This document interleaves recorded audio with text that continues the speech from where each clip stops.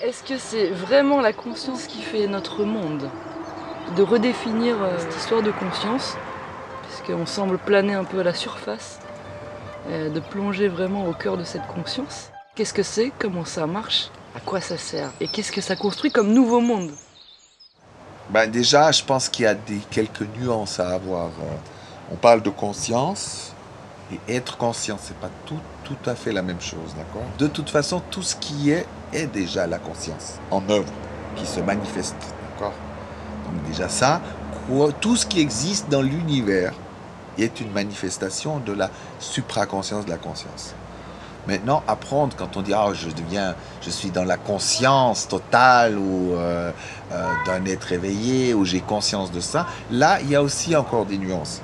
Bien que tout soit conscience, il faut faire une différence entre « je sais quelque chose » et être conscient. Ici, sur Terre, c'est quelque chose d'encore plus précis. C'est quand on parle de pleine conscience, ça veut dire avoir cette capacité à voir l'origine de toutes nos créations.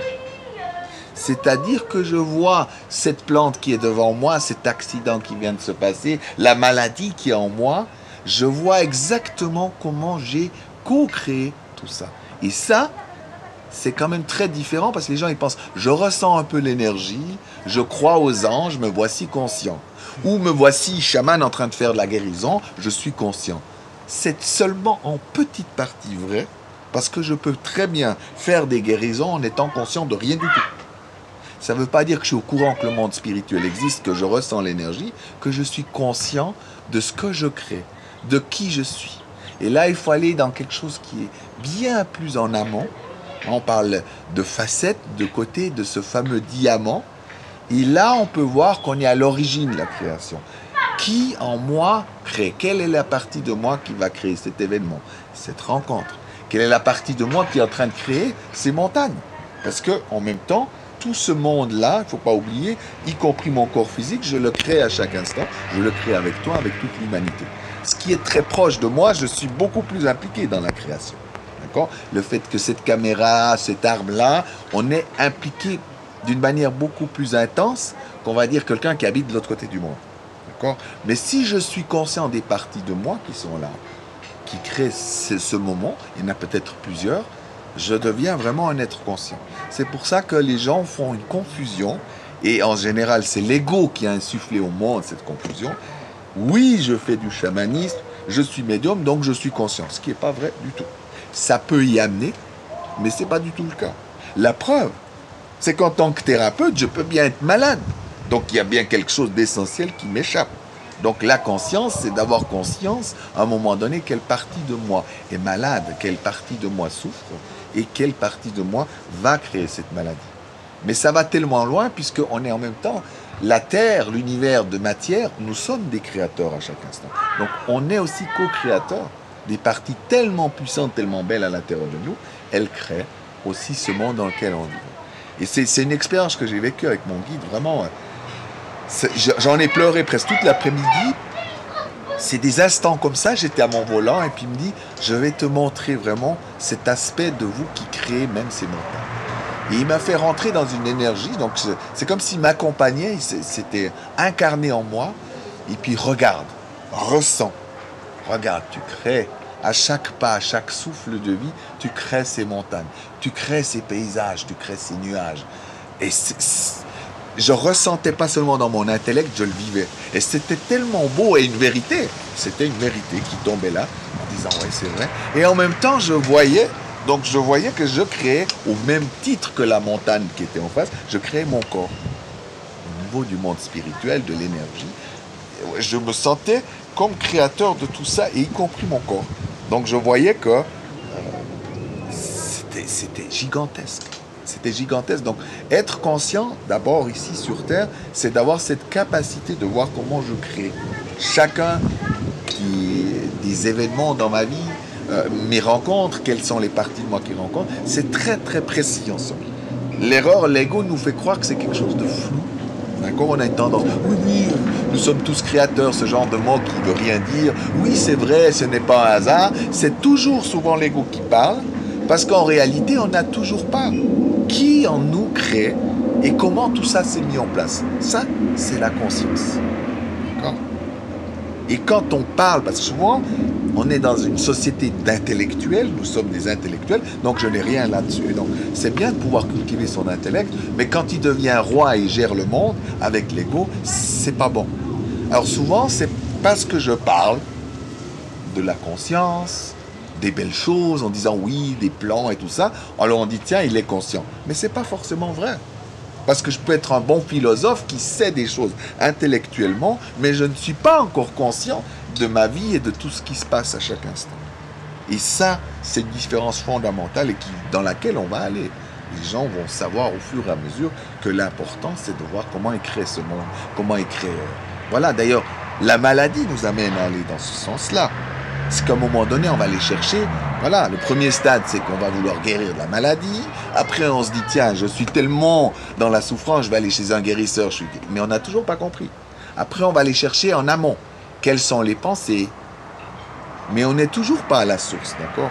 C'est qui en nous est malade pour créer cette maladie? Quel genre de pensée va se déployer? Quel genre d'émotion? On oublie. Parce que l'émotion est une porte directe vers la guérison. Et souvent, on est trop dans la tête.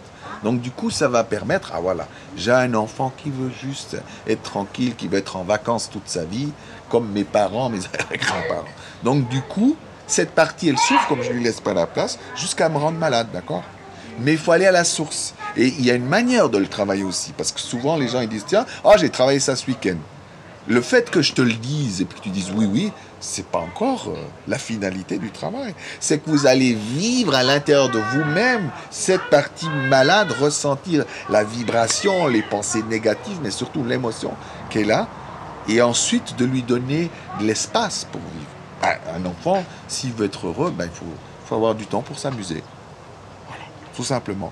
Lui apprendre nouveau qu'il a le droit de s'amuser, qu'il a le droit de courir tout nu, de courir dans la flaque. Et c'est ça qui va faire qu'on va guérir. Mais souvent, les gens s'arrêtent aussi. Ils pensent qu'ils sont conscients. Ah oui, oui, c'est vrai, c'est mon enfant. Et alors, il faut en faire quelque chose. Il a besoin de grandir. Donc, tous ces aspects de nous, appelés facettes, côtés, lotus aux 1000 pétales. Et puis, comme bien sûr, j'ai appris tellement de Johann Ettal, c'est les sous-personnalités psychoactives parce qu'elles s'activent, elles se psychoactivent parfois et nous donnent et nous créent des maladies. Ou alors parce qu'on les a cassées, à un moment donné, effectivement, elles sont actives ou inactives à l'intérieur de nous. Et la manière de les travailler, je trouve, c'est fondamentalement parfois différent. Si on les travaille juste grosso modo intellectuellement, ça ne leur suffit pas. Ben, c'est comme un enfant. Ben, qu'on s'en occupe en disant oui, oui, tout va bien, écoute, c'est bon, j'ai compris, ça ne fonctionne pas. Il faut s'en occuper. Et tous ces aspects de nous créent à chaque instant. Et c'est vrai que ça paraît théorique, mais à un moment donné, on entre dedans. Je sens, il y a des moments, des états de grâce que je peux vivre où je vois que tout ça se met en place. C'est extraordinaire. Où je vois mon lien avec la feuille qui est là ou avec la personne. Je vois le côté... mon côté qui attire l'autre côté de l'autre et c'est tellement parfait, je sens qu'on communique à un niveau profond. Je peux ne pas être conscient, mais en dessous quelque chose est conscient. Et le but c'est d'avoir une vision vraiment globale jusqu'à la source, c'est-à-dire à la fois pleinement ouvert sur tout et puis à la fois sur Terre, comme on est dans un monde de matière, d'être dans la microchirurgie, de voir vraiment précisément qui aujourd'hui a créé cet accident. Et on peut le voir. Même des fois des semaines à l'avance. On voit qu'une partie qui est malade commence à être déséquilibrée, de plus en plus déséquilibrée, jusqu'à créer la maladie ou l'accident. De même dans l'autre côté, dans le côté heureux. Il y a des parties de nous qui sont capables de créer des choses heureuses, d'avoir de l'abondance matérielle. Mais ce n'est pas forcément ce qu'on croit, parce qu'on est axé sur la pensée. On est tout le temps... C'est bien plus profond et plus vaste que ça. La pensée n'est juste qu'un outil pour arriver à ses fins. C'est pas la fin en soi, c'est pas le début non plus. D'accord? Donc, c'est bien de savoir comment ensemble. Après, c'est plus une notion de, comment dire, moi j'ai appelé ça de la mécanique humaine, parce qu'on ne peut pas y échapper. On est venu là pour savoir comment on crée sur ce monde et de se déployer dans tous les sens. Alors, comme un vrai beau tournesol qui à un moment donné ouvre toutes ses pétales, et c'est comme ça qu'on grandit, qu'on s'éveille et qu'on va s'incarner à la fois, et puis à la fois c'est très drôle, plus on va s'incarner dans chacune de ces parties-là de nous, plus on va, comme le fameux truc ascensionner, c'est qu'en vibration on va monter. Donc l'un va avec l'autre. Les gens qui disent oui, mais plutôt dans la terre, mais pas dans le ciel, ou les gens qui disent ouais, moi je suis plutôt là-haut avec les anges, c'est pas vrai. Parce que soit vous êtes les deux, soit vous n'êtes pas. C'est tout simple. Parce qu'on a besoin d'être enraciné sur terre pour pouvoir s'ouvrir au monde spirituel. Mais c'est souvent des luttes. En disant tiens, moi je suis plutôt vers le haut, toi t'es dans les choses de la terre. C'est des guerres de pouvoir tout ça. Mais c'est pas un enseignement profond. C'est pas une vérité profonde, c'est plutôt une entourloupe de l'ego comme d'habitude. Mais est-ce que du coup quelqu'un de conscient, on peut le reconnaître ou le déterminer par rapport à l'action qu'il fait en fait, la différence entre la théorie et la pratique concrètement, qu'est-ce qui fait cette personne? C'est pas facile parce que ça demande beaucoup de recul par rapport à soi-même déjà. Parce que souvent, les gens ils disent « Ah ben oui, celui-là, c'est vrai que c'est vraiment, il est très conscient. » Mais il faut voir qui va... Par exemple, si vous aimez la philosophie, alors il n'y a pas de mal à aimer la philosophie, d'accord, de parler de choses spirituelles, de choses magnifiques de l'homme et du monde spirituel, mais en même temps, ça peut aussi être une partie de nous malade parce qu'elle a peur d'aller dans l'action. Donc du coup, elle va voir cette personne comme quelqu'un de très éveillé, mais qui finalement vit très peu de choses et vit dans un monde très austère dans sa vie de tous les jours. Donc le fait est, c'est que malheureusement, on est tellement limité sur Terre que c'est pas toujours évident de voir qui est plus conscient ou pas. Mais on peut détecter, il y a quand même des choses. C'est que la personne soit vivante. C'est qu'on sent que c'est coloré. D'accord ? C'est une personne qui est capable de vous montrer ses émotions. Si elle vous parle de choses tristes, vous allez être triste. Si vous parlez de choses joyeuses, elle va vous amener. D'accord ? Ça, c'est déjà un bon signe. Après, c'est où amène, par exemple, si j'enseigne quelque chose, où ça va t'amener ? Dans 10 ans, dans 5 ans. Si ça amène à rester dans la théorie, c'est pas bon. Ça veut dire que la personne n'est pas totalement fiable. Ça ne veut pas dire qu'elle est nulle. Attention, hein, parce qu'on a tous nos côtés immatures à travailler, ça c'est clair. Mais en même temps, ça dépend. Voilà, si je te donne un outil ou un enseignement, est-ce que ça va vraiment te libérer? Ou dans 10 ans, tu vas être encore plus théorique, encore plus dans ta tête? Ça montre. Mais ça peut faire peur. Parce qu'il y a des gens qui adorent la théorie, seulement la théorie. Parce qu'ils sont tranquilles. D'accord? Donc, c'est pas toujours facile. Mais un bon signe, c'est aussi quelqu'un qui est libre. Plus la personne est libre en face de parler, de dire des choses même qui dérangent, c'est un signe. Ça veut dire qu'elle n'a plus peur non plus du quand dira-t-on, si les gens ne sont pas d'accord ou pas. Si la personne semble, moi je vois toujours un peu ce qui est dangereux, c'est la voix monocorde, lisse. Ça montre une sagesse intellectuelle, mais souvent dessous, c'est pas vivant. Parce que dans notre société, ah oui, quelqu'un qui est sage va forcément parler comme ça. Oui, donc si je parle de conscience, avec des temps d'arrêt, ceci indique nullement la sagesse. Ça peut être une technique que tout le monde a appris parce que voilà, le sage, il fait comme ça. Quitte à des fois ce qu'on se pose des questions que ça nous ennuie. Mais non, on se dit, tiens, c'est la sagesse. Non. Moi, je donne l'exemple quand même d'un homme comme Jésus. Franchement, je pense, d'après même si on prend des écrits comme dans la religion, dans la Bible, c'est pas du tout un homme de tout repos. Ça a mis les apôtres en colère de nombreuses fois. C'est quelqu'un qui pleurait, qui pouvait être en colère. Bref, c'est très vivant. C'est très coloré, c'est très vrai. D'accord ? On passe d'un état à un autre, on est vivant. Donc du coup, et puis en même temps, c'est quelqu'un qui ose. Il a osé quand même dire qu'on est fils de Dieu. Je sais pas, j'entends pas tous les jours des gens qui disent oui, oui, c'est vrai. La preuve, pourtant, dans les livres, c'est marqué que vous êtes des filles et des fils de Dieu, des maîtres et tout ça. Mais personne dans un salon ose se présenter comme ça parce que c'est tabou. D'accord ? Mais en réalité, C'est plus proche de ce genre d'énergie, je pense, la sagesse. Après, c'est aussi selon des caractères qu'on a. Moi, je suis quelqu'un d'assez, on va dire, assez coloré. Dans ma nature, il y en a des gens qui seront un peu moins, mais on l'est toujours quand même coloré. D'accord? Si on regarde les enfants, c'est toujours une preuve. Ils sont tous différents, mais ils ont quand même des points communs. À un certain âge, entre 1 et 2 ans, ils ont des différences nettes, mais ils sont pas tièdes. Et ça, c'est la sagesse, d'accord? Parce que si on va chercher les plus grands sages du monde, ils sont peut-être pas en Inde ni dans le passé, d'accord? Mais ils sont simplement là tout le temps. C'est un enfant, on va dire un bébé, on va dire allez, jusqu'à 3 ans et demi. On a un tas de choses à apprendre et ils ont une manière de fonctionner pour ne pas être malade. Ils ont une manière de fonctionner qui fait qu'ils sont toujours dans cette joie. Tout le temps. Ils ont une manière de fonctionner, ils sont très vivants. Ils bougent beaucoup. Ils chantent beaucoup. Ils pleurent, ils rigolent. C'est très vivant, d'accord? C'est très coloré. D'ailleurs, on n'arrive pas à suivre. On est tellement malade, quoi. S'amuser avec un enfant en 1 heure à suivre, il faut y aller. Parce qu'ils sont increvables. Et ben, nous, on est là... Moi, je vois après. J'ai dit, vous voulez un peu de lumière? Alors les gens disent oui, et ben vous verrez que dans 10 minutes, vous serez fatigué. Ah oui, mais quand même, les émotions et tout ça. J'ai dit, mais parce que on est allergique à trop d'amour, à trop de lumière, on ne supporte pas. Un enfant, il n'a pas ça. Donc, on peut voir la sagesse, en somme, à travers les yeux d'un enfant. Qu'est-ce que c'est un bon fonctionnement de l'être humain? C'est une question aussi de fonctionnement. Nous, on fonctionne mal.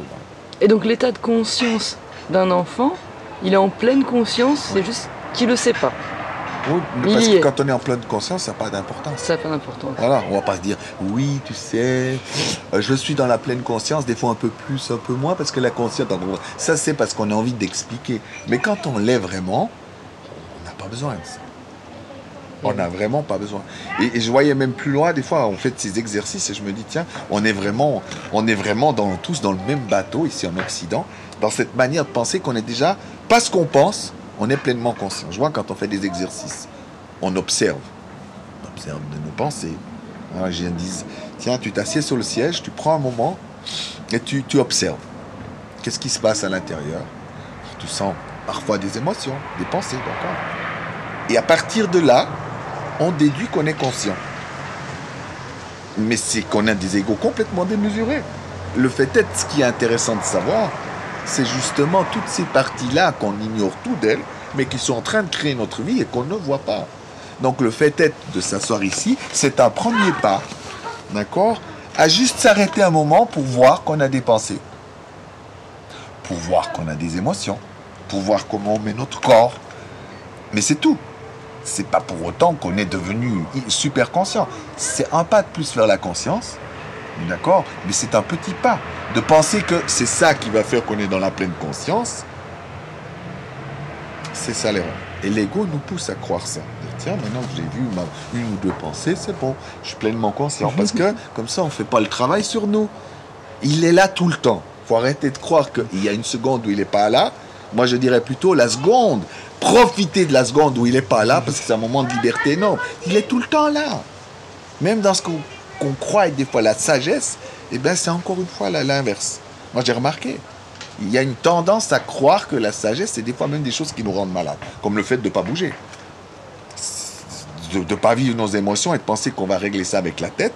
Ça, c'est un leurre incroyable. Parce que ça nous rend malades. De les méditer. Oui. D'accord.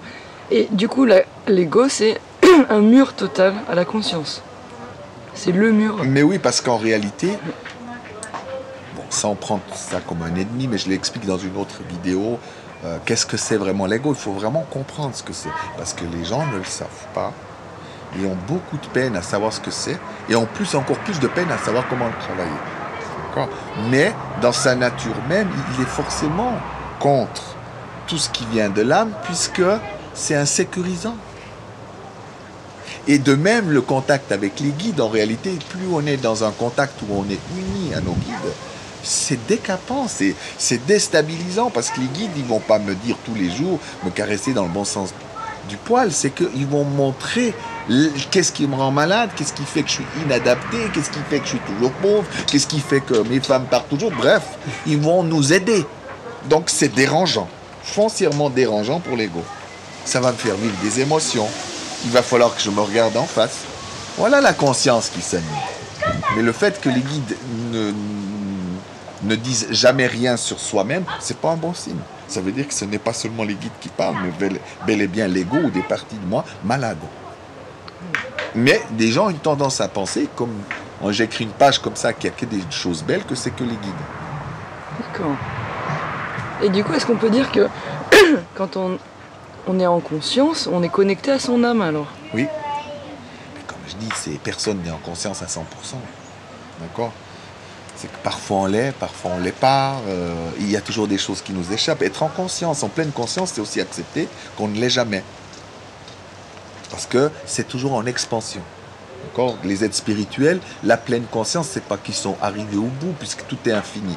C'est qu'ils sont par exemple, la différence fondamentale entre toi, moi et les guides, c'est que les guides, ils sont pleinement ouverts tout le temps. Donc ils sont un réceptacle et ils vivent. Hein, c'est comme une cascade de plans bien plus élevés, plus vastes encore, qui les traversent et ils manifestent ça sans résistance. Ils sont toujours ouverts. Contrairement à nous, on ne sait même pas d'ailleurs ce qui nous arrive dessus. On résiste tellement. Je crois qu'on est des super résistants. Voilà. Donc le fait est, c'est que souvent parce qu'on a pensé, parce qu'on est assis là, en disant voilà, je pense que maintenant je suis dans le présent, et que ça se fait comme ça, les gens se trompent beaucoup. Parce que ça se saurait. Regardez, il n'y a aucun enfant qui fait ça. Pour être dans le présent, lui, dès qu'il y a quelque chose qui ne va pas, que l'énergie ne circule plus, il bouge, il évacue l'émotion et il passe à autre chose. Donc la recette, en somme, elle est magnifiquement simple. Mais on a décidé, comme c'était laid, comme c'était dérangeant, que c'était trop sauvage, ça dérange, voilà. On met sous le tapis. On met sous le tapis et puis on a une tendance à emballer ça. Et c'est là que tout d'un coup, l'ego va utiliser des outils inadaptés, quoi. Si je vois que j'ai envie de tuer tout le monde et que je viens seulement en faisant soin énergétique, c'est que c'est moi-même qui ne suis pas adapté, c'est que je ne vois pas ce que tu as à faire et ça veut dire que moi-même j'ai peur d'aller là-dedans parce que moi aussi je suis malade. Voilà. Donc c'est ça, c'est que l'outil en lui-même, c'est un magnifique outil, mais il est énergétique. Donc il ne va pas servir à ce moment à être forcément plus conscient et c'est inadapté parce que je vais utiliser cet outil parce que j'ai peur de mon émotion et de la tienne ou de ma facette qui est dérangeante. D'accord. Donc c'est très subtil finalement tout ce qui se met en place. Mais on a le temps, on est là pour expérimenter.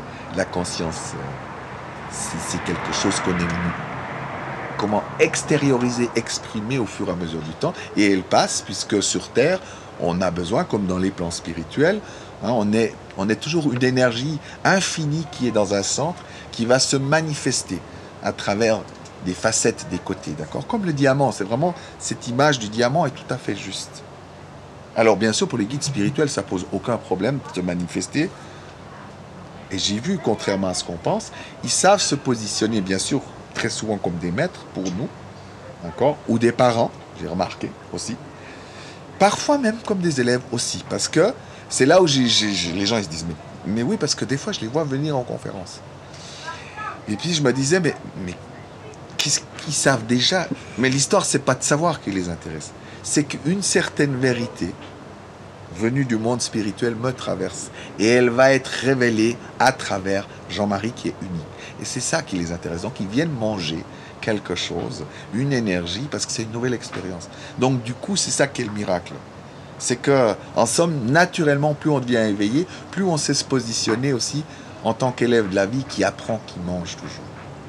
Et l'histoire, c'est plus de savoir quelque chose, mais c'est bel et bien, c'est une histoire de manger. On va manger. La conscience, c'est quelque chose qui se mange. À travers toi, des énergies passent, donc forcément, c'est unique, donc c'est passionnant. Ah oui. Bonne nourriture. Ouais. Ah, d'accord. Et alors, est-ce qu'on peut reconnaître le degré de conscience de quelqu'un à son honnêteté, sa sincérité? Oui. Bien que ça n'a pas non plus beaucoup d'importance de savoir un degré de conscience, parce que c'est toujours très... on est nouveau dans quelque chose... Ouais. Moi, je pense que c'est plus instinctif, parce que dès qu'on dit, ouais, son degré de conscience, c'est très aléatoire, voilà. C'est très relatif. Très relatif, ouais. C'est la théorie de la relativité. Là, il n'y a rien de plus relatif que de savoir le degré de la conscience. Par contre, on peut avoir des affinités. Voilà. Moi, je voyais au Québec un peu la différence avec ici, c'est que les gens sont plus instinctifs. Donc ils voient par exemple quelqu'un, bah, ils vont pas tout lire. Ils disent, ah bah tiens, cette personne, j'ai quelque chose à voir, il faut que je travaille avec elle. Voilà. Tac. Parce que la conscience se manifeste plus sous cette... Ou le dire, oui, mais tu vois, parce qu'il a quand même pas étudié. Là, ça, c'est déjà notre truc. On a besoin de diplôme, tout ça. On a perdu le côté où on est en contact avec la personne en disant, cette personne peut m'aider. Je sais. Il y a quelque chose qui m'appelle. Ou il y a quelque chose qui me fait peur, mais je suis attiré quand même. Bref. Ça se passe à un autre niveau. On fait marcher notre médium, nos sensations. Justement, est-ce qu'un médium est forcément dans la conscience? Non, du tout. Du tout. Pourtant, il y voit. Il voit certaines choses. Ouais. Il n'est pas en contact avec tout. Ouais. Ça ne veut pas dire que je laisse passer des messages de mon guide, que je vis vraiment dans la conscience. D'accord ? La preuve, c'est que le guide pourra se manifester à travers moi seulement là où je laisse passer. D'accord ? Oui. Si j'ai pas envie d'enseigner certaines choses ou de dire des vérités qui, moi, me font peur, bah, je ne vais pas passer l'énergie du guide. Donc, du coup, ça aura une tendance à me pousser vers l'éveil spirituel, à être plus conscient. C'est une tendance, d'accord ? Parce que cette énergie réveille. Mais ça ne veut pas dire que ça va me rendre forcément tout de suite plus conscient. D'accord ? Je peux très bien, moi je vois, dire tiens, je suis ouvert, que voilà, admettons que là, dans le monde spirituel, moi je vois les guides qui sont, ils sont comme ici sur Terre. Voilà. À un moment donné, je vais voir ça, mais je ne vais pas voir tout le reste qu'il y a autour. Comme je dis, le fait est, les croyances qu'on doit voir avec les yeux, que les guides sont comme ça, ça ferme les 90% qui restent du reste.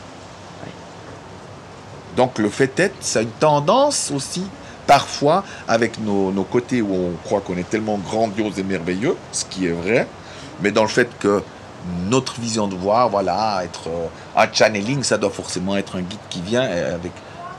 Du channeling, c'est de la canalisation des énergies spirituelles. Donc le chant des guérisons avec le son ou une danse peut tout à fait faire le même effet, d'accord ? Et en plus, on peut canaliser tout. C'est-à-dire des êtres spirituels sur la terre, des esprits de la nature, des fées. Il y a tellement de monde qu'on peut canaliser. Donc, du coup, en pensant que les guides, ça doit être là, ça doit être Shambhala, et puis voilà, ça nous limite totalement. Et en plus, ce qu'on canalise est en plus une petite partie de la vérité. Parce que souvent, les guides vont s'adapter à nous. Si j'ai besoin de voir une forme humaine, jolie, ils vont se manifester comme ça. Si j'ai besoin moi-même d'avoir de la reconnaissance, on va se mettre d'accord avec le guide en disant tiens, écoute, j'en suis à un stade tel qu'il faut que tu te prennes la peau de Jésus. Donc, le guide va se transformer en ce qu'on a besoin pour pouvoir avancer un peu plus loin. Mais à un moment, tous ces verrous sautent. Parce qu'on a une vision encore tellement faussée, c'est le monde de l'énergie. Ils peuvent être partout à la fois, ils peuvent tout être. Et quand on est dans ces mondes, on est comme ça aussi. Tout en gardant notre identité, on peut tout être à chaque instant. Donc qu'est-ce qui fait qu'on a besoin de mettre des hiérarchies, des choses comme ça? C'est parce qu'on est malade. On a peur. Voilà, on a peur. On a peur d'être dissolu, on a besoin d'être reconnu. Donc comme on ne le fait pas officiellement, après ça donne des dérives. Non, je pense que c'est une possibilité à chaque fois.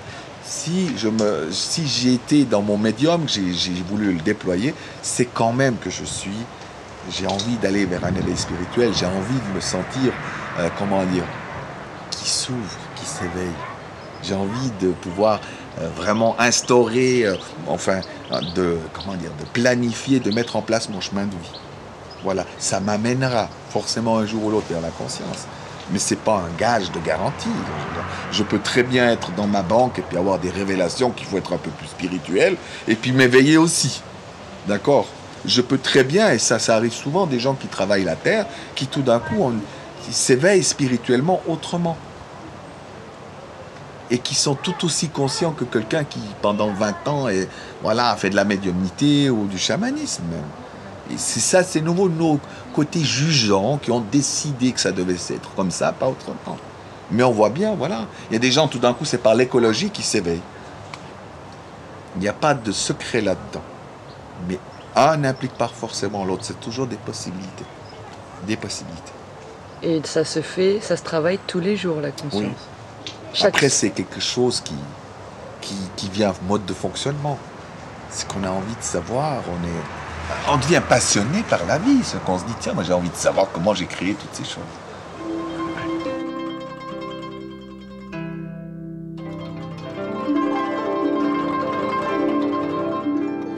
conscient, d'abord ici sur Terre, c'est d'avoir cette capacité de voir comment je crée. Chacun des événements dans ma vie, mes rencontres, quelles sont les parties de moi qui rencontrent, c'est très très précis en somme. L'erreur, l'ego nous fait croire que c'est quelque chose de flou.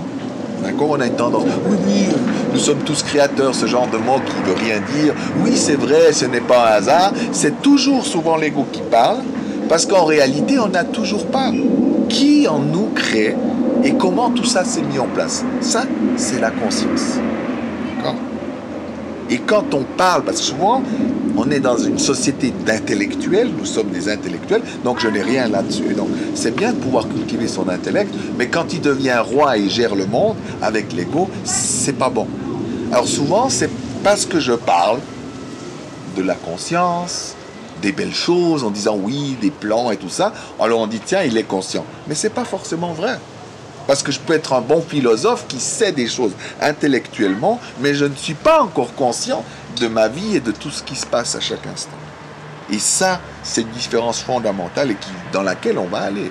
Les gens vont savoir au fur et à mesure que l'important, c'est de voir comment est créé ce monde, comment est créé... Voilà, d'ailleurs, la maladie nous amène à aller dans ce sens-là. C'est qu'à un moment donné, on va aller chercher. Voilà, le premier stade, c'est qu'on va vouloir guérir de la maladie. Après, on se dit, tiens, je suis tellement dans la souffrance, je vais aller chez un guérisseur. Mais on n'a toujours pas compris. Après, on va aller chercher en amont. Quelles sont les pensées? Mais on n'est toujours pas à la source, d'accord? C'est qui en nous est malade pour créer cette maladie? Quel genre de pensée va se déployer? Quel genre d'émotion? On oublie. Parce que l'émotion est une porte directe vers la guérison. Et souvent, on est trop dans la tête. Donc du coup, ça va permettre, ah voilà, j'ai un enfant qui veut juste être tranquille, qui veut être en vacances toute sa vie, comme mes parents, mes grands-parents. Donc du coup, cette partie, elle souffre, comme je ne lui laisse pas la place, jusqu'à me rendre malade, d'accord? Mais il faut aller à la source. Et il y a une manière de le travailler aussi, parce que souvent les gens ils disent, tiens, oh, j'ai travaillé ça ce week-end. Le fait que je te le dise et que tu dises oui, oui, c'est pas encore la finalité du travail. C'est que vous allez vivre à l'intérieur de vous-même cette partie malade, ressentir la vibration, les pensées négatives, mais surtout l'émotion qui est là, et ensuite de lui donner de l'espace pour vivre. Un enfant, s'il veut être heureux, il faut avoir du temps pour s'amuser. Voilà, tout simplement. Lui apprendre nouveau qu'il a le droit de s'amuser, qu'il a le droit de courir tout nu, de courir dans la flaque. Et c'est ça qui va faire qu'on va guérir. Mais souvent, les gens s'arrêtent aussi. Ils pensent qu'ils sont conscients. Ah oui, oui, c'est vrai, c'est mon enfant. Et alors, il faut en faire quelque chose. Il a besoin de grandir. Donc, tous ces aspects de nous, appelés facettes, côtés, lotus aux 1000 pétales.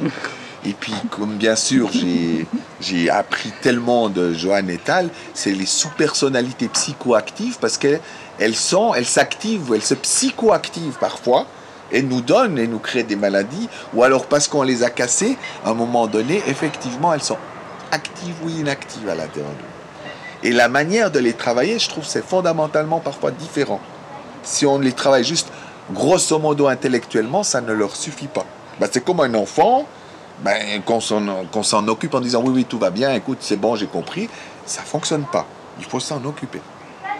Et tous ces aspects de nous créent à chaque instant. Et c'est vrai que ça paraît théorique, mais à un moment donné, on entre dedans. Je sens, il y a des moments, des états de grâce que je peux vivre où je vois que tout ça se met en place. C'est extraordinaire. Où je vois mon lien avec la feuille qui est là ou avec la personne. Je vois le côté...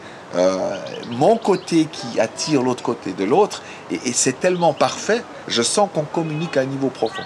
Je peux ne pas être conscient, mais en dessous quelque chose est conscient. Et le but, c'est d'avoir une vision vraiment globale jusqu'à la source, c'est-à-dire à la fois pleinement ouvert sur tout, et puis à la fois sur Terre, comme on est dans un monde de matière, d'être dans la microchirurgie, c'est-à-dire de voir vraiment précisément qui aujourd'hui a créé cet accident. Et on peut le voir. Même des fois des semaines à l'avance. On voit qu'une partie qui est malade commence à être déséquilibrée, de plus en plus déséquilibrée, jusqu'à créer la maladie ou l'accident. De même dans l'autre côté, dans le côté heureux. Il y a des parties de nous qui sont capables de créer des choses heureuses, d'avoir de l'abondance matérielle. Mais ce n'est pas forcément ce qu'on croit, parce qu'on est axé sur la pensée. On est tout le temps...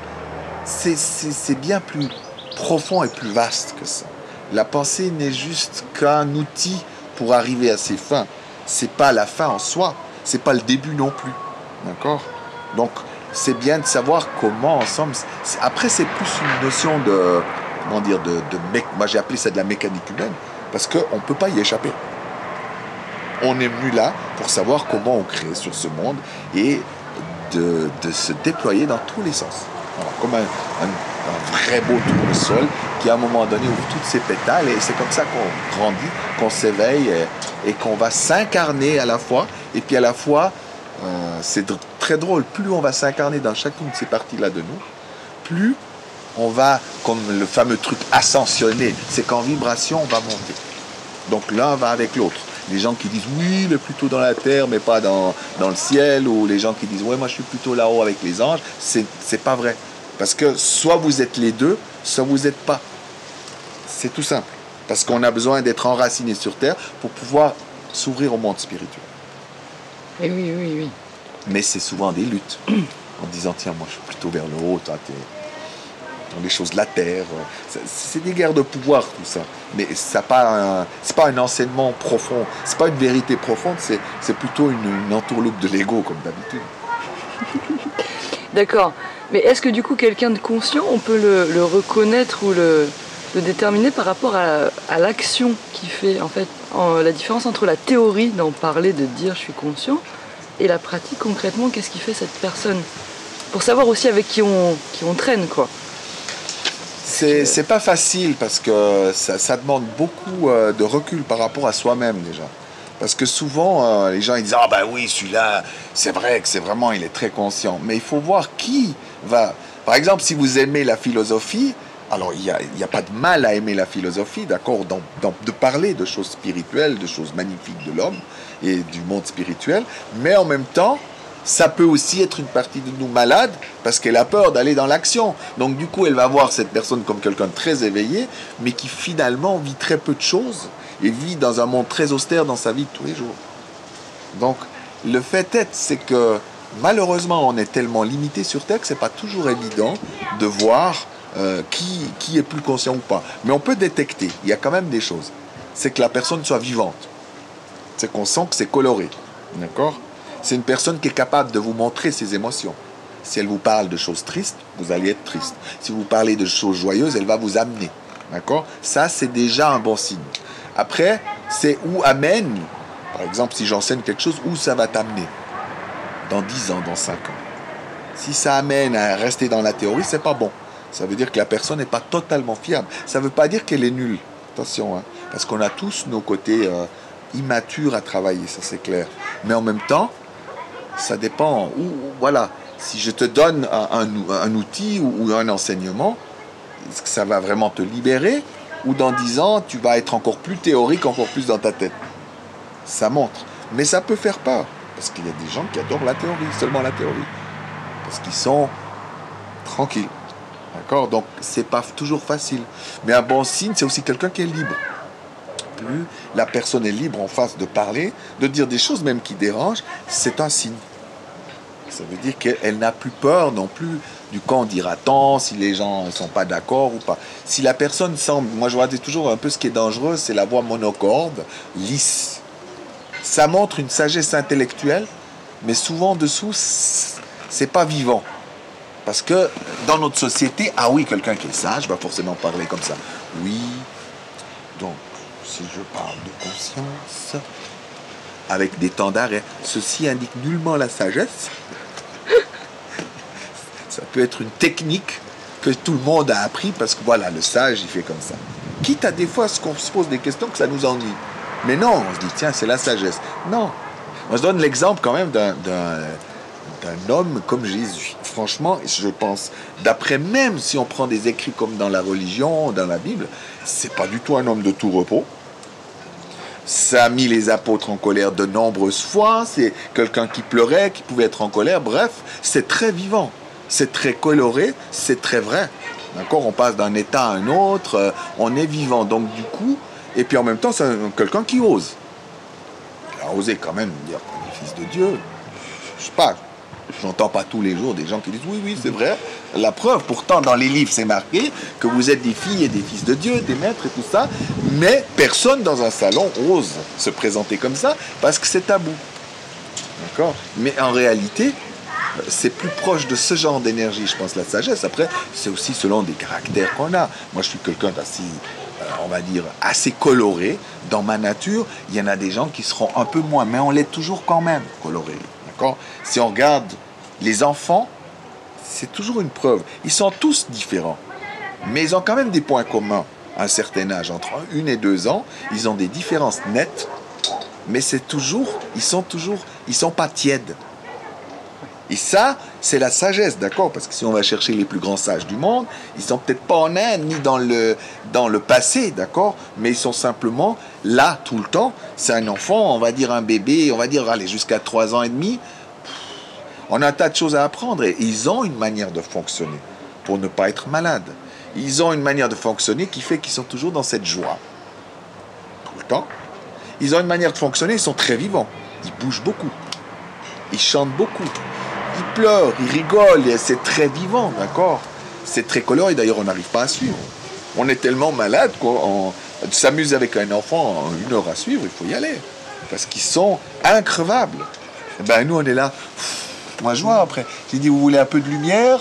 Alors les gens disent oui, et ben vous verrez que dans 10 minutes vous serez fatigué. Ah oui, mais quand même, les émotions et tout ça. J'ai dit, mais parce que on est allergique à trop d'amour, à trop de lumière, on ne supporte pas. Un enfant, il n'a pas ça. Donc, on peut voir la sagesse, en somme, à travers les yeux d'un enfant. Qu'est-ce que c'est un bon fonctionnement de l'être humain? C'est une question aussi de fonctionnement. Nous, on fonctionne mal. Et donc, l'état de conscience d'un enfant, il est en pleine conscience, c'est juste qu'il ne le sait pas. Oui, parce que quand on est en pleine conscience, ça n'a pas d'importance. Ça n'a pas d'importance. Voilà, on ne va pas se dire, oui, tu sais, je suis dans la pleine conscience, des fois un peu plus, un peu moins, parce que la conscience, ça c'est parce qu'on a envie d'expliquer. Mais quand on l'est vraiment, on n'a pas besoin de ça. On n'a vraiment pas besoin. Et je voyais même plus loin, des fois, on fait ces exercices et je me dis, tiens, on est vraiment tous dans le même bateau, ici en Occident, dans cette manière de penser qu'on est déjà, pas ce qu'on pense, on est pleinement conscient. Je vois quand on fait des exercices, on observe de nos pensées. Alors, je dis, tiens, tu t'assieds sur le siège, tu prends un moment et tu observes. Qu'est-ce qui se passe à l'intérieur? Tu sens parfois des émotions, des pensées, d'accord? Et à partir de là, on déduit qu'on est conscient.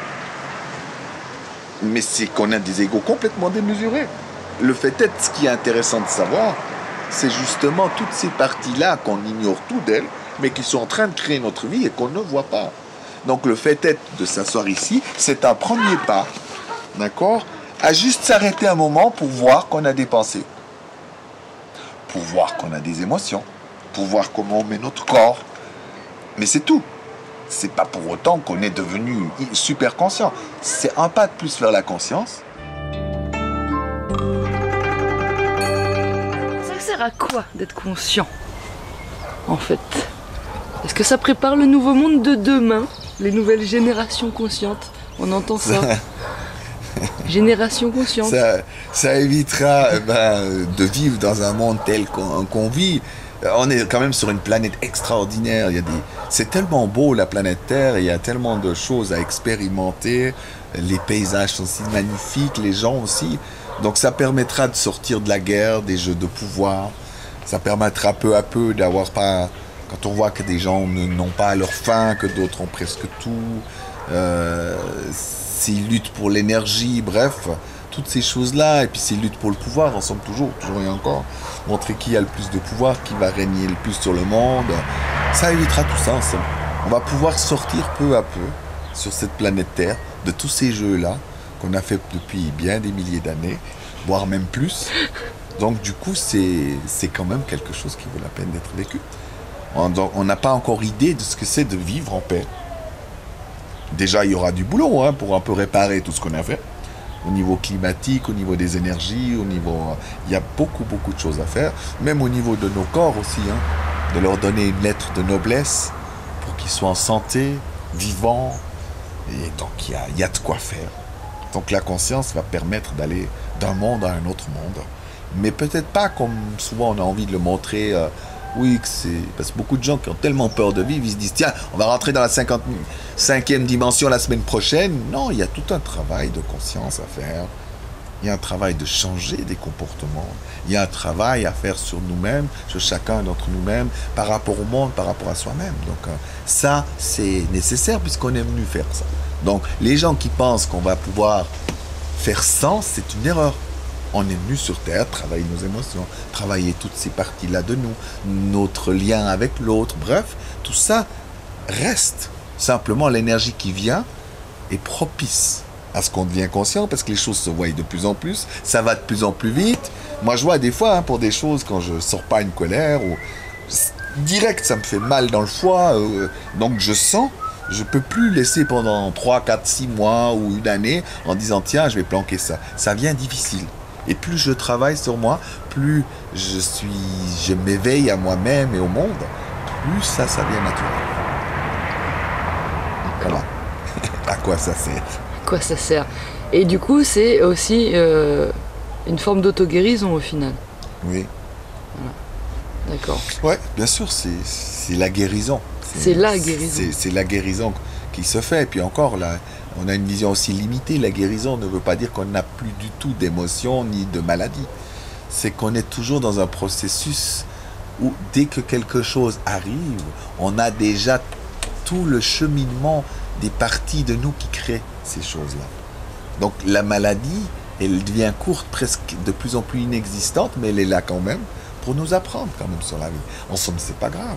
Simplement, comme je dis, c'est mieux d'être au courant d'un de nos comportements, d'une facette vraiment malade qui est en train de montrer son panneau, juste en me faisant un petit peu mal là, ou alors un tout petit truc léger qui se passe, au lieu d'un cancer où on est dans le lit pendant 2 ans, entre la vie et la mort. Ça, c'est pas, disons, dans l'apprentissage, c'est douloureux, c'est violent.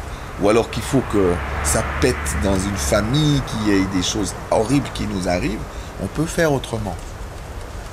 On peut apprendre les choses différemment, on peut même les voir d'une manière ou un comportement, dire tiens, voilà ce que ça va me faire dans 10 ans. Là, je suis sûr, ça va me rendre malade. Donc, 10 ans avant, je le vois, donc je peux changer les choses. On n'est pas obligé on n'est pas obligé d'avoir des leçons de vie à coups de pelle, à coups d'explosifs, de verre cassé. Voilà, ça peut se faire plus dans la joie, la bonne humeur, en disant ah, t'as vu ton saboteur? Oh oui, oh c'est merveilleux, tu te rends compte? Je vois, il y a des facettes de nous, des parties de nous qui créent déjà 10 ans à l'avance un cancer ou 20 ans à l'avance. Parce qu'ils ont vu ça dans la famille, voilà comment je pourrais m'échapper de tel et tel travail, et hop, vous voyez rien du tout, et puis après même que vous ayez fait des travaux avec l'énergie et tout ça, et bien 25 ans après, paf, la maladie arrive. Et on se dit, mais c'est pas possible, avec tout ce que je sais, comment ça se fait? Et bien ça se fait, parce qu'on n'est pas conscient. Donc c'est pour ça qu'on manque de fraternité alors, que la planète n'est pas très fraternelle, parce qu'elle n'est pas très consciente. Enfin, oui, aussi, bien sûr, parce que si on était plus conscient, on serait plus fraternel, mais c'est un travail d'être fraternel. Il faut d'abord voir tous les côtés qui sont en compétition, tous les côtés qui haïssent, tous les côtés qui cassent, tous les côtés qui veulent être le premier par-dessus tout le monde. Bref, toutes ces choses-là, on doit d'abord en avoir bien conscience, les ressentir, voir comment on fait dans le quotidien pour aller vraiment vers la fraternité. Parce que si on va aller vers la fraternité sans faire ce travail, je vois ça ne marche pas. C'est un leurre, nous. On se met vite ensemble, on se fait croire au monde qu'on est fraternel. C'est comme un coup de pub, en politique, on fait souvent ça. On se donne la main, là, tout ça. En réalité, il n'y a que de la haine. On dirait, écoutez, on fait du mieux qu'on peut pour la fraternité, mais pour l'instant, on n'arrive pas à s'encadrer. Voilà, ça, c'est la vérité. C'est souvent, on est encore tellement là-dedans, mais on n'ose pas se montrer comme ça. On n'ose pas être vrai. C'est faux que les gens disent, oui, moi, je veux être vrai. Non, d'abord, il y a une seule chose qu'on n'a pas envie, c'est d'être vrai. L'ego déteste ça. Donc d'abord, il faut constater. Il faut être dans... Ça, c'est la conscience. C'est doser. La conscience, c'est un constat aussi. On constate. Voilà. Je veux aller vers la fraternité. Mais j'ai cette partie-là de moi aller encore comme ça. Cette partie-là, elle est compétitive. Cette partie-là est tellement malheureuse encore qu'elle n'a pas été reconnue qu'elle veut couper la tête à tous les prétendants au trône. Bref. Et puis aussi d'oser dire oui, je veux. Il y a des dessins animés, il y a tellement de dessins animés. La souris qui veut être le maître du monde et tout ça. Mais on a tous des côtés comme ça. Si ça nous fait tant rire que ça, c'est qu'il y a une raison. Et s'il y a tant de films qui tournent là autour, hein, comme Star Wars, hein, le maître de l'univers, le maître du monde égal, si on doit passer par le côté obscur, d'accord, pourtant ça nous titille quand même toutes ces choses parce qu'on est tous comme ça. Et tant qu'on ne veut pas voir ça, on n'est pas dans une démarche de conscience ni de fraternité. On tourne autour du pot. On tourne autour du pot. D'abord, il faut reconnaître les choses. Et pas juste les reconnaître intellectuellement, c'est de voir comment on fait et d'en changer les choses. Il faut pouvoir le changer. Dire, ok, là j'ai coupé la tête 3 fois, excuse-moi déjà de l'avoir fait encore une 4e fois. Mais je m'améliore, tu vois, j'ai vu. Alors qu'est-ce que je peux faire maintenant pour changer ça? Et ça, c'est une action. Ça, c'est une action. Oui. Donc, quand même, parce que la conscience est suivie toujours d'une action. Voilà, ok. Voilà. C'est qu'à un moment donné, la conscience va vous amener à faire une action différente de l'ego, mais celle que vous conduit l'âme, enfin que l'âme va inspirer. Donc la pratique.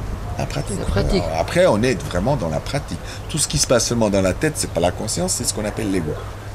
Vous pensez peut-être que c'est de la conscience, mais ça ne l'est pas.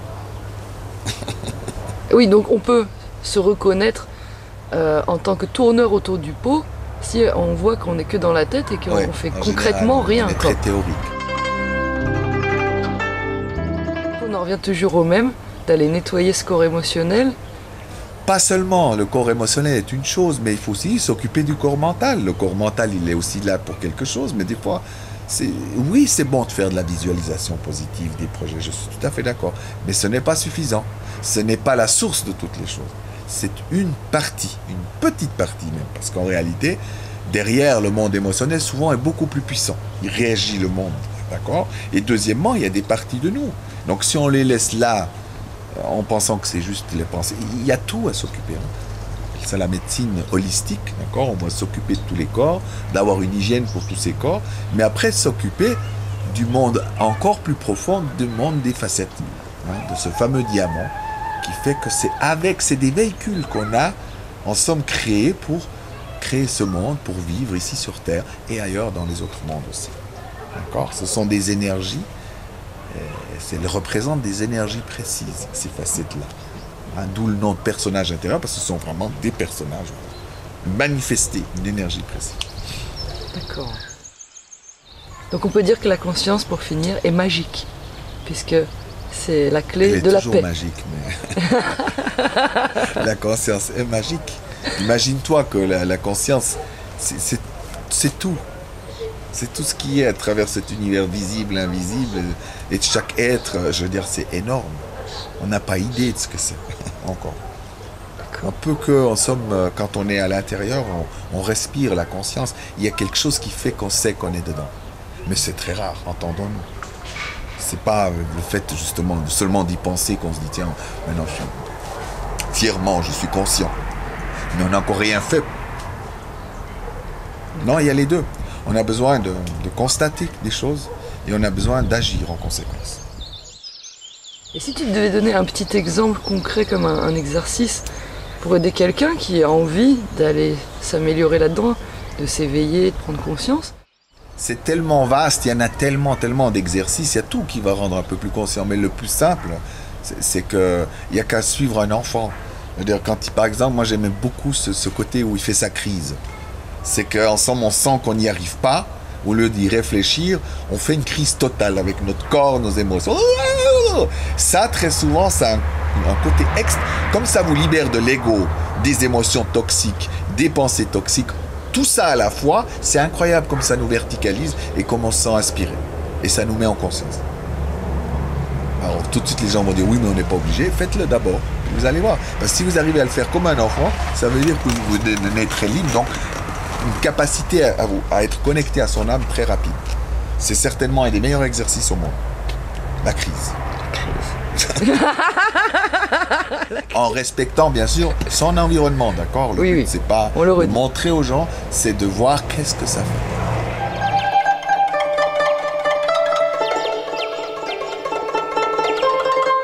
La conscience, c'est la précision. Qui d'abord vous a mis ensemble dans le couple à l'intérieur? Qui est là? Est-ce que c'est un amant? Est-ce que c'est un enfant? Est-ce que c'est une personne intéressée financièrement pour la sécurité? Bref, il y a tout ça. Donc ça va déjà permettre de voir qu'est-ce qui se trame à l'intérieur du couple. Et puis après, quelle partie sabote tout le temps le couple? Est-ce que c'est un enfant? Est-ce que c'est un enseignant, un thérapeute? Et là-dedans, on commence à avoir une vision beaucoup plus claire. Parce que souvent, on est là, oui, c'est mon père, parce que c'est mon père. Bon, on est un peu vague encore. C'est beaucoup plus précis que ça. Vraiment de savoir précisément. Voilà, cette partie de moi, il faut toujours le bordel dans le couple, soyons honnêtes. Tout le temps, depuis toujours. Donc, il est temps d'en prendre soin. Voilà. Ça arrive souvent, hein, des thérapeutes, ils se thérapient entre eux jusqu'à la mort. Ils sont en compétition. Pourtant, un couple qui s'aimait, en même temps, ils arrivent dans une partie d'eux à se détester tellement, à faire une guerre à mort. Donc, du coup, là, on voit très bien qui va faire. Et tout d'un coup, là-dessus, se greffe un enfant malheureux, frustré, qui pensait avoir une bonne maman ou un bon papa. Et ça s'est pas passé. Donc, voilà quelque chose de précis avec lequel on peut travailler. Donc, après, à faire des contrats nouveaux. Hein? Qu'est-ce que je cherche vraiment chez une femme? Et c'est là qu'on voit qu'on ne sait pas du tout, souvent. Se poser des questions, ça Oui. peut aider. Mais au départ, il faudra être un petit peu aidé quand même. Oui. Parce qu'on n'a pas encore la capacité d'être totalement autonome tout de suite. On a besoin d'avoir de l'aide extérieure. C'est aussi ça, être conscient. C'est de voir là où on est déjà autonome, mais là aussi où on a besoin d'aide.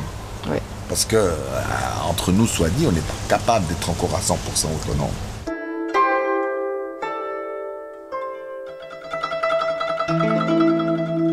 Essentiellement, les choses, c'est de la pratique, c'est pas de la théorie. La théorie, ça représente peu. Et c'est ce que tu fais, toi, la pratique. Ouais, beaucoup. Dans les stages, dans ce que j'enseigne, la théorie prend une place, bien sûr, mais la pratique d'aller à l'intérieur des choses, à l'intérieur de nos émotions, à l'intérieur de notre corps, dans le vrai, jusqu'à ce qu'on est dans le vrai. C'est ça qui est important. Sinon, on a une conscience. On pense parce qu'on a dit certaines choses, ou on a parlé, ou on a. Et ça, ça nous amène forcément à un moment donné à ne pas s'en sortir. Donc on arrive à affronter ses peurs, ces choses-là. Voilà, ça c'est inévitable en fait. Oui, ça vient avec le temps. Ouais, ça vient avec le temps.